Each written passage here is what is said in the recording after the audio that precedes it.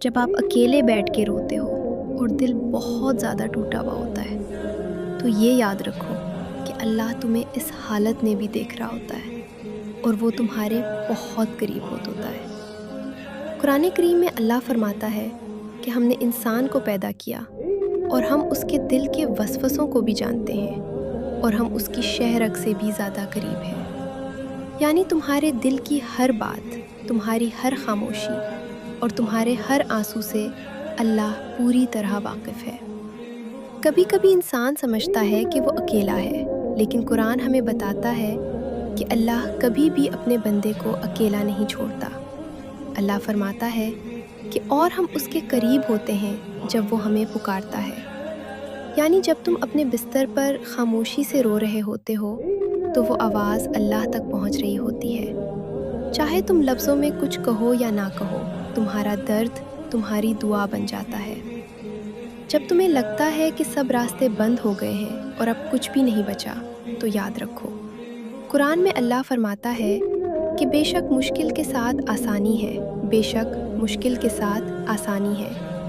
یہ آیت 2 بار اس لیے آئی ہے تاکہ تمہارے دل میں یقین پیدا ہو جائے کہ ہر تنگی کے بعد کشادگی ضرور آتی ہے، ہر اندھیرے کے بعد روشنی ضرور آتی ہے۔ اور جب تم روتے ہو اور کسی کو بتا نہیں سکتے تو اللہ کی طرف دیکھو، کیونکہ قرآن میں ہے کہ اللہ کسی جان پر اس کی طاقت سے زیادہ بوجھ نہیں ڈالتا۔ یعنی جو تکلیف تمہیں ملی ہے وہ تمہاری طاقت کے اندر ہی ہے، اور اس کے اندر کوئی نہ کوئی خیر چھپی ہوئی ہے جو تم ابھی سمجھ نہیں پا رہے۔ کبھی کبھی اللہ تمہیں اس لیے بھی آزماتا ہے تاکہ وہ تمہیں اپنے قریب کر لے، تاکہ تم دنیا کے سہاروں سے نکل کر صرف اسی پر بھروسہ کرنا سیکھ لو، اور یہی اصل کامیابی ہے۔ قرآن میں اللہ فرماتا ہے کہ اور جو اللہ پر بھروسہ کرتا ہے تو وہی اس کے لیے کافی ہو جاتا ہے۔ اس لیے جب تم اکیلے بیٹھ کر رو رہے ہو تو یہ مت سمجھو کہ تم تنہا ہو، بلکہ سمجھو کہ تم اس رب کے سامنے ہو جو تمہیں تمہاری ماں سے بھی زیادہ محبت کرتا ہے، جو تمہارے ہر آنسو کو عبادت بنا دیتا ہے اور جو تمہیں کبھی ضائع نہیں ہونے دیتا۔